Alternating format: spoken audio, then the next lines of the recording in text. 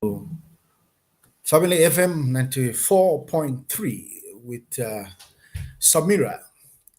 Sumyrah, you're Hello. welcome online and we are happy to have you. Sumyrah, tell me a little bit about yourself, please.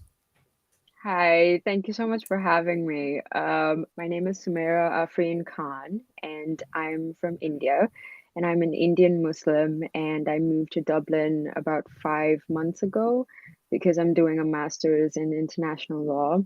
And it's been a really exciting time because it's such a new city and it's so socially integrated, and I've had so much to explore. And so far it's been an amazing experience.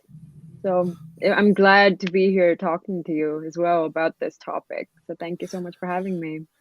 Thank you very much, Samira. Samira, it's been an exciting expectation to have you on board Family FM presenters volunteering team. What's your interest in broadcasting? So I do my research. I'm a researcher basically in political communication.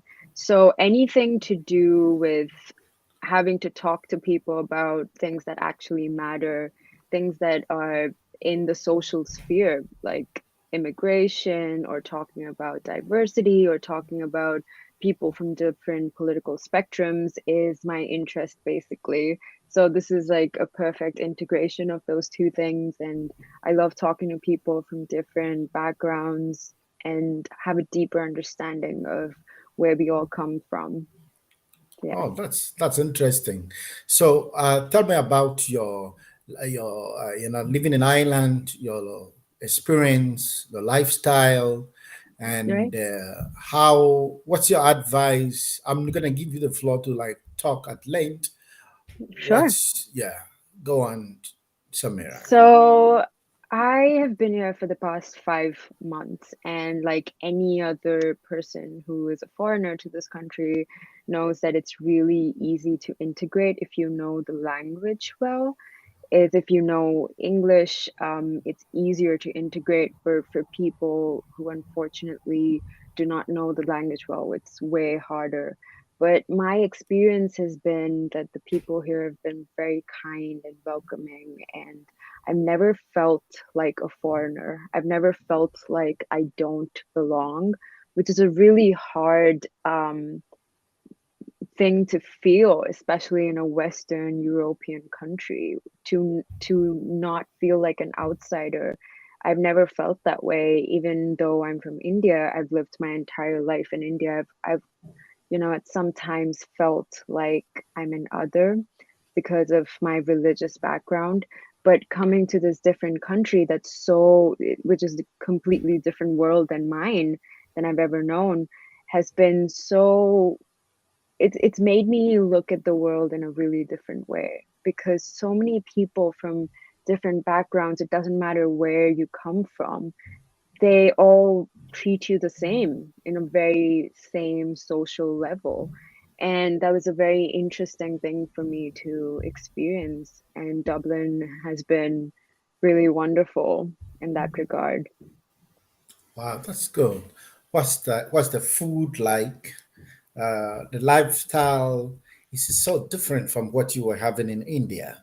Yes, yes. So the lifestyle here is very much do your own thing, and people let you do whatever it is that you want to do. There's no judgment there. It's safer to be a woman here, and people are so much more about the communal, um, you know, interaction. They want you to talk about yourself and where you come from, and they're so welcoming to different cultures, which I think was something very different than I've seen. And everyone here wants to, share a pint and have a conversation with you, and which I thought was extremely like a fun thing to do.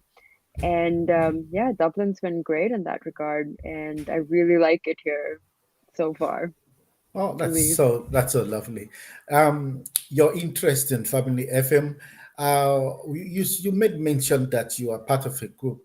like interfaith kind of religious Yeah. integration.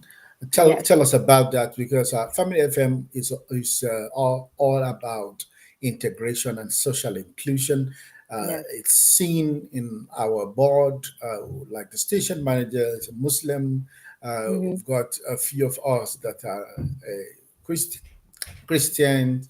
We've got Mm-hmm. non-believers, people who don't even believe in God at all. We've got Mm-hmm. everyone, all migrants, all Irish people. We've got it's a mixture of indigenous Irish, Mm-hmm. migrant, Mm-hmm. social migrant people who are minorities. And Right. then tell us about this faith, interfaith. So essentially, I work with this organization, which is a civil society called Dublin City Interfaith Forum. And essentially, they're an organization who are lobbying against the legislative vacuum of hate crime.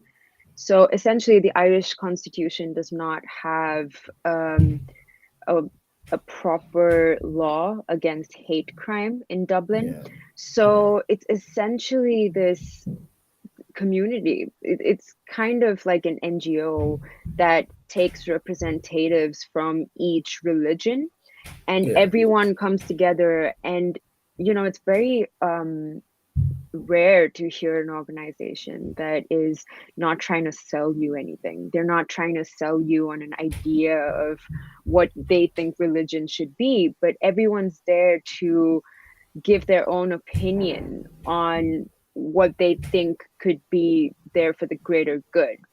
And they're doing a lot of progressive work. So there are different representatives from the Jewish community, the Muslim community, the Christian community, head of chaplaincies, and all of them come together and try to lobby against this hate crime legislative vacuum that's there in the Irish Constitution. And most of it is trying to talk about, why is there hate crime? Why are people, hating against another individual? Why are they doing that? Is it because of a different gender? Are they doing that because they come from a different background? So they're just doing a lot of progressive work on this, which I think is so important, because first of all, you get, different point of views from different communities, and no one's trying to sell you to their community or trying to ask you to join their community, but they're just sitting there and having a conversation about what they could contribute, and just being representatives from that community, which I think is such a beautiful, rare thing in these days when people everywhere are just trying to sell you things. oh, that's interesting. How can our listeners in our community, how can they get to know this group? So we have this little this new project called the Safe Haven. So Safe Haven is essentially this initiative that we're trying to do, where most of the gaps in the legislation comes from people not being aware from a very young age. So how you are informed about racism or religion comes essentially from which schools you go to. How are you thought Yeah. about religions? How are you thought about people from different communities?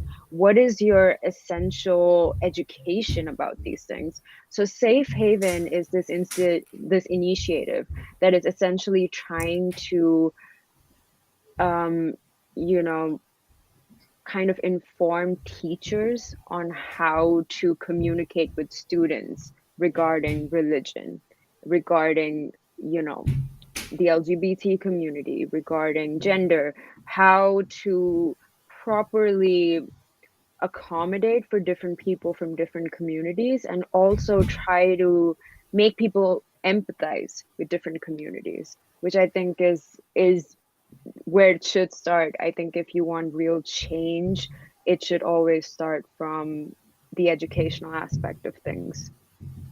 Wow, that's interesting. Um, What should we be expecting from you as our latest volunteer, Right. presenter, and broadcaster? What should we be expecting from you? I think, of course, Family FM is a very inclusive space. And I want to bring in the voice of someone who is young, who is an immigrant, who is trying to figure out life in Dublin and trying to fit in as a brown person. Yes, And I know there are a lot of people, there are a lot of women out there who come from the same place that I do, who look the way that I do, and they don't really have any sort of representation in the Irish media for people who look like them, for people who sound like them, for people who have the same experiences as them. So I don't want to sound too preachy and say that I, represent them, but I do want to give an honest, authentic, raw encounter of my experience. So people who look like me feel heard. People who feel the way that I do feel heard. So that's all I want to contribute to Family FM. well, that's very interesting. We've got a lot of migrants, especially refugees, Mm-hmm. in the wake of the current crisis in Ukraine.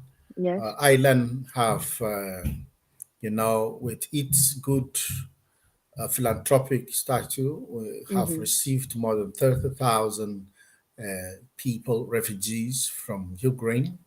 Yeah. And most of them will be young ladies like you. What do you Yeah. think?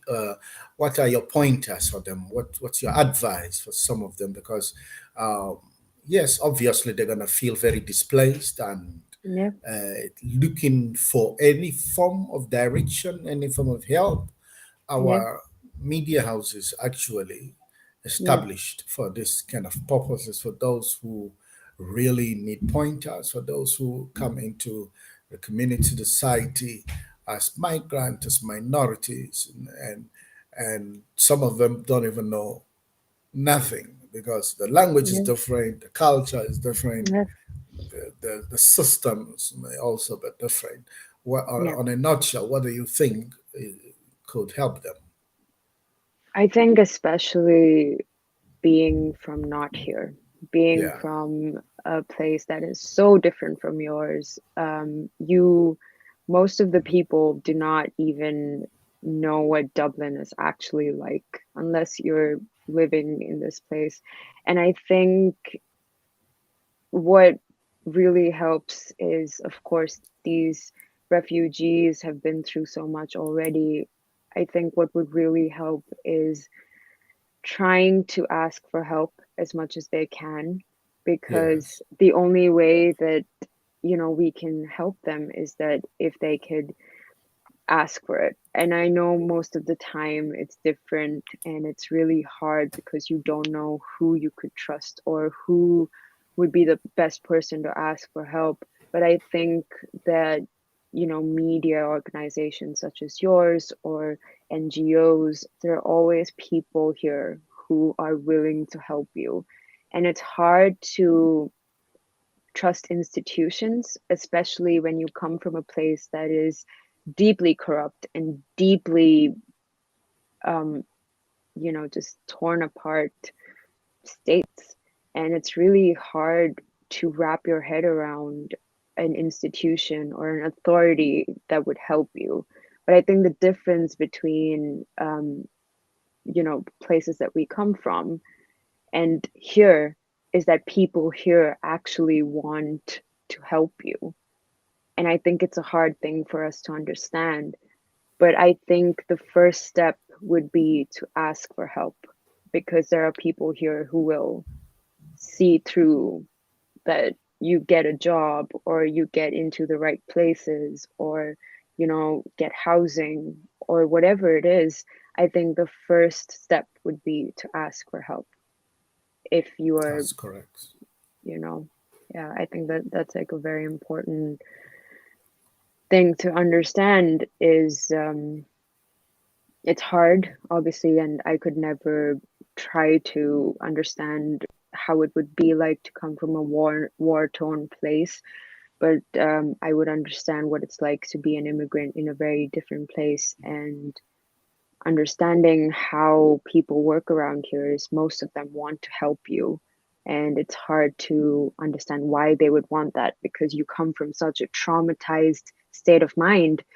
It is hard for you to wrap your head around people who actually want to do good.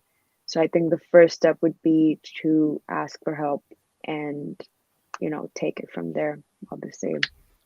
And my heart goes We out to also, anyone. yeah, Yeah.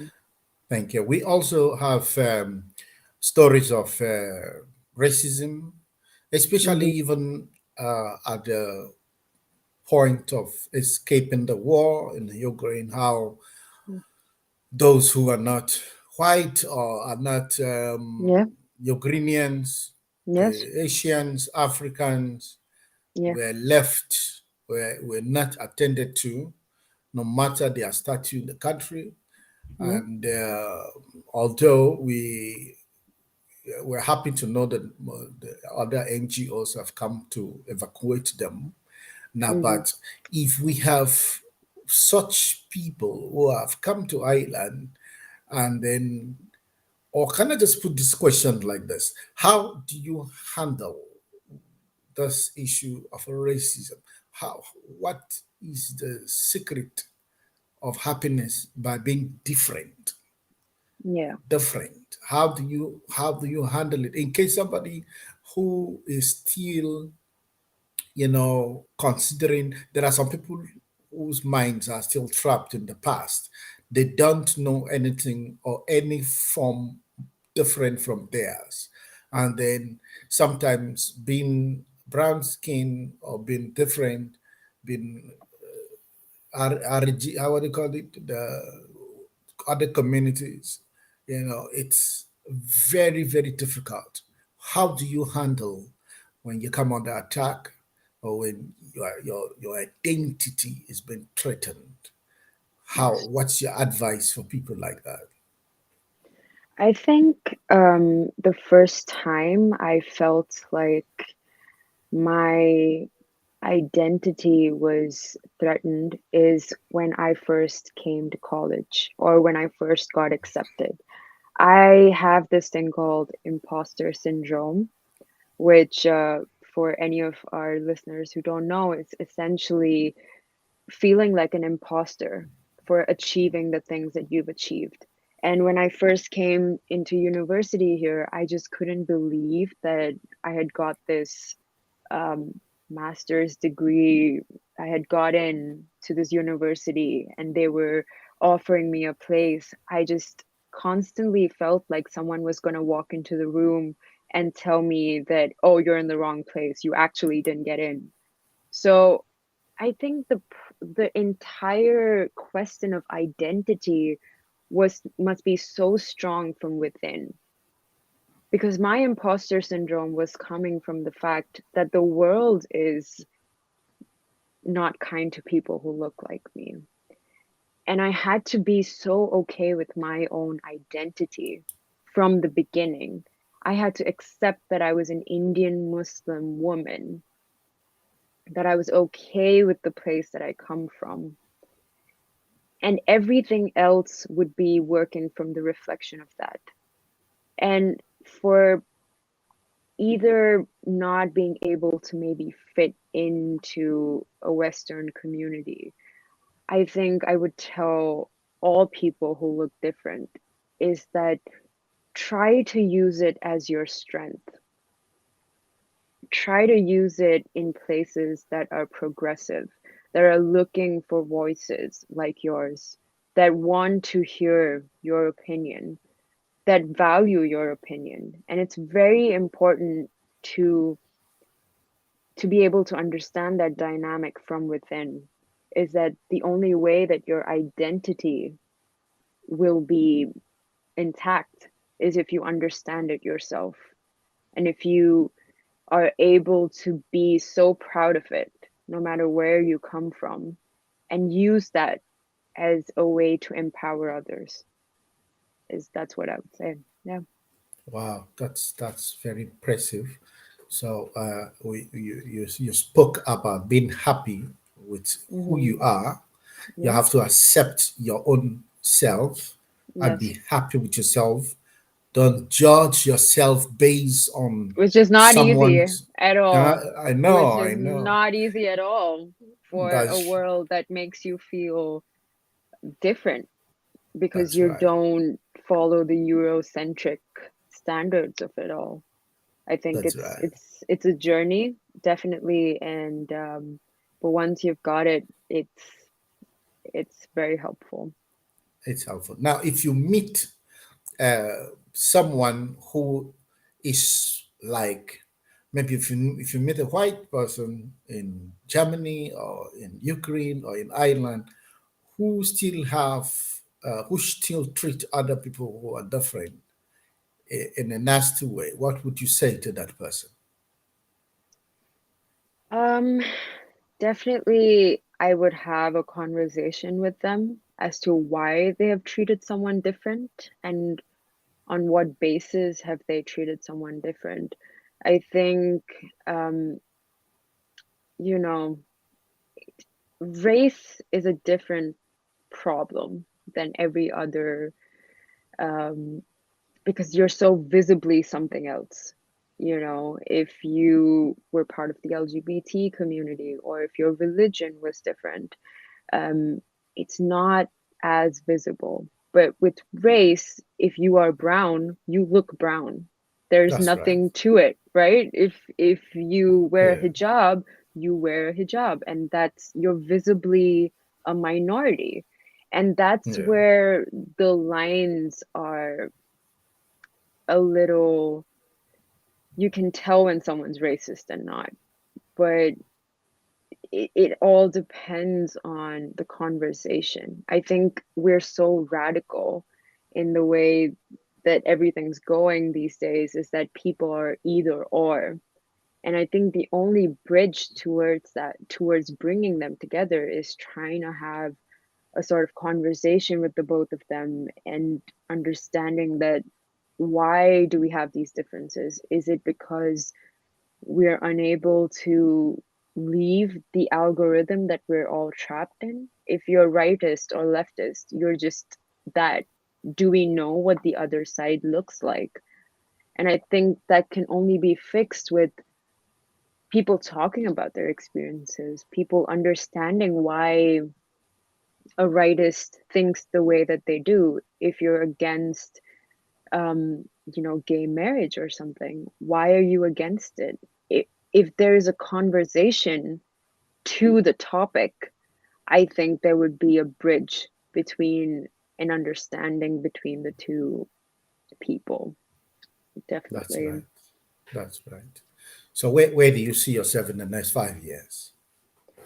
Yes, I hope to be working as a parliamentary researcher, maybe. I'm working on doing my PhD at the moment, and I really hope to be working in policy because I feel like that's where the real change is in policies and law. And I think still having conversations about um, things that actually matter. And God knows how things are going to be in 5 years, politically speaking. And I think I still want to be representing my community the best that I can. And I really hope to do that in whatever form possible. That's good. If you were to address the parliament in Ireland or in the EU, the EU Parliament, Yes. what would you say to them about policies that include integration and social inclusion? I think my first policy that I would really push for is a hate crime legislation, because I think when there's no clear legislation against hate crime, the people who commit hate crimes are led away with easier sentences, and the juries are uninformed on how intense the actual crime is. And none of the EU members have any sort of legislation against hate crime, when in fact studies have shown that there are at least 2 hate crime reports every single hour. Every single hour, someone has been attacked, or someone has been verbally abused, or someone has been intimidated on the basis of their religion, their caste, the way they look, the way that their sexuality is. And that is unfair. And what is the government doing to actually fix that? So I think that would be my first line of topic to petition for. That's interesting. Do you see yourself getting involved in politics any moment in the future? I'm not really sure about that. Politics is kind of like something that happens after you have achieved a certain level of notoriety. And I'm 24 and I'm just going to finish my master's, and I'm sort of focusing on trying to be a good enough person to serve the public. I think a lot of people who are not really, qualified to serve the public end up serving the public. Like, we know who they are. Yeah. But Right. I think if you have to genuinely change people's lives, you have to be really qualified to do that, because politicians and a lot of people think that you're really hard on politicians, that they don't get away with anything. And media companies or um uh, even the public hold politicians accountable, and I think that's completely 100% fair, because politicians have more power than any individual in society, and they should be held accountable, and they should be held responsible for the things that they do and they don't do. And to reach to that level, I would have to do more community work, understand my community better, understand different communities better, have an understanding of how things work, for me to be at a position where I could actually make incremental change in policies and work in politics. That's good. That's good. We are very happy to have you, Sumyrah, and I'm sure our listeners, 94.3 FM, are also going to enjoy your passion, your zeal, and your Thank you. experience. It's not, some people are 25, 24 years old, but because of what they represent and the passion or what they want to see Hmm. change, Yeah. they create a lot of impact. So it's not even how long, but how well. Yes. Some people are Okay. 60 years old, but their Hmm. passion is different. So we Right. don't look at how old, but we look at how passionate and how effective you are to humanity. Because one of the programs that I'm anchoring on Family FM, and especially on our online radio, is climate change. Climate change. Yes. Uh, we in today's world, we're suffering advertly from the negative effect of climate change. Yes. We have seen in the past how some cities were swallowed up by the waters. And if the current trend of emission is not addressed, it is possible that small countries and some coastal countries are going to be swallowed up, wiped off from existence, they'll become totally under the sea. What do you think? What is your Sorry. what I'm in what a is meeting, Uncle. Just yeah. Sorry. Yeah. oh, it's all right. It's all Sorry about that. Sorry. right. It's okay. Sorry about that. It's okay. What do you say about climate change? I think I have not known a world where climate change was not a problem. I think most of the people from my generation have been thought about climate change since maybe pre-KG or like the first standard. And you have just not known a place where the world was not being engulfed by these bad, emissions, or the world was not suffering. And this is the reality that I've always known. And it's really hard to try to have the hope that, things are going to go exactly the way that you want it to go from an individual level. I think when if corporations don't stop using plastic, if corporations don't stop using all these harmful chemicals, and if Yeah. corporations don't stop giving me milk in plastic cartons, how am I supposed to make any sort of incremental change? It is hard for an individual to completely try to hold this this global crisis unless these big corporations are accountable too. And it's hard to, from a very personal point of view, say that um, there's much that we can do, when in fact what we can do is try to have policies, have some kind of civic responsibility towards corporations who actually enable this industry of plastic and toxic plastic into our lives and into the environment. And there was this news not long ago that said that a human digests microplastic, and a lot of it was found in the human body. And it's just at the level that you can see that this has gone to. And corporations are at least 80% of that.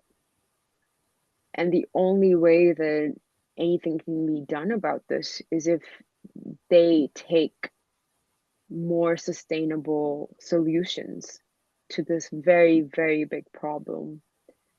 I think as a young person who has only known this reality, it is hard to say that it is fixable, by one idea, but it's really a contribution of every single human being accepting that there is climate change, that there is, like the ice caps are melting and people are out there drowning because of the change in climate, and this is a reality. There has to be an acceptance to the problem and also a sustainable solution, not just by individuals, but by corporations who enable them. That's right. Thank you very much, Sumyrah. I'm going to um, end the chat here. I would Oh just no, like I was just having fun. because I'm also having fun. I'm enjoying your talking about that. I I think it think got a little too serious for sure. yeah, I think it yeah, was definitely a lot of policies, and the the lawyer yeah, in me came out. But yeah. I do want to definitely have fun conversations about relationships or about That's mental right. health, and that would That's good. definitely be something that I would love to talk about with anyone That's who's good. willing to have a conversation with that, for sure.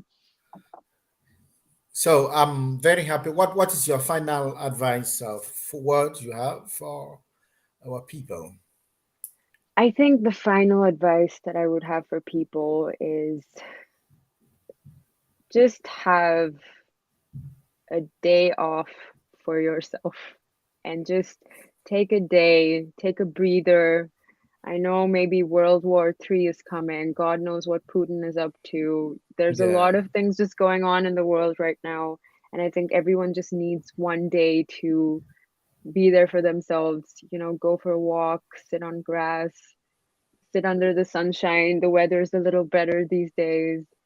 Have Mhm. nice lunches. I mean, just really basic things. I think we kind of forget in the everyday hustle of life that we Yeah. have to take care of ourselves. And I just want to remind people of just take a day off. Just sit in the sun. Just sit in the sun for a while, And everyone.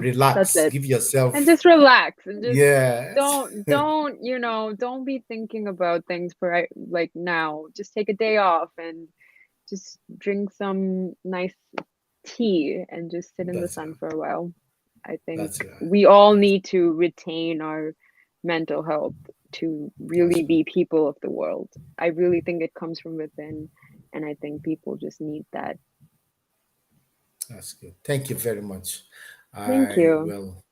I will expect more from you on 94.3, and your first broadcast should be aired soon.